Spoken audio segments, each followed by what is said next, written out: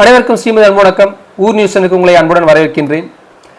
கடற்பயணம் அப்படின்ற பகுதியில் நம்ம இன்னைக்கு பார்க்கறது 4வது காணொலி. இதற்கு முந்தைய காணொலியை நீங்கள் பார்க்க தவறி இருந்தீங்கன்னா நம்மளுடைய சேனலில் சப்ஸ்கிரைப் பண்ணிவிட்டு உள்ளே வந்து பார்த்தீங்கன்னா உங்களுக்கு எல்லா வீடியோவும் இருக்கும்.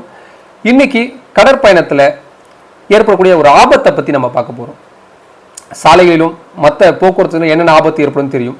கடல் அப்படின்னா நீங்கள் என்ன நினைப்பீங்க? சூழற்காற்று, சூறாவளி, ஆழிப்பேரலை, இது போன்ற பிரச்சனையால தான் கடல் ஆபத்து ஏற்படும் நினைச்சிட்டு இருப்பீங்க. இது இல்லாம ஒரு முக்கியமான ஒரு விஷயம் இருக்கு. அது பலருக்கும் இன்னைக்கு வரைக்கும் தெரியாது. கடற்பயணத்துல இந்த விஷயம் பெரிய பாதிப்பையும் பெரிய ஆபத்தையும் ஏற்படுத்தும். கப்பலையே கவுத்து விட்டுரும்.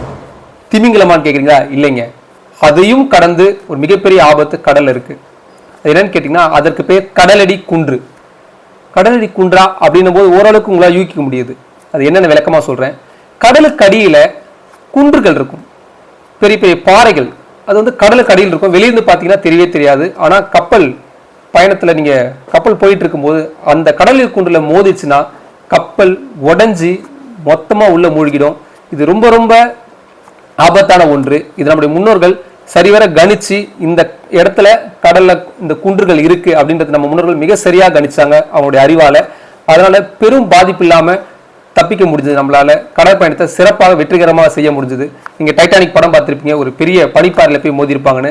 இது என்னன்னு கேட்டீங்கன்னா நல்ல டெக்னாலஜி வளர்ந்த காலத்துல கூட இதை சரியா கணிக்க முடியல அவங்களால. ஆனா நம்முடைய முன்னோர்கள் கடலுக்கடியில குன்று இருக்கிறதையே கணிச்சு பயணப்பட்டாங்க. அப்படின்னா பார்த்துக்குங்க நம்மளுடைய முன்னோருடைய அறிவையும் ஆற்றலையும்.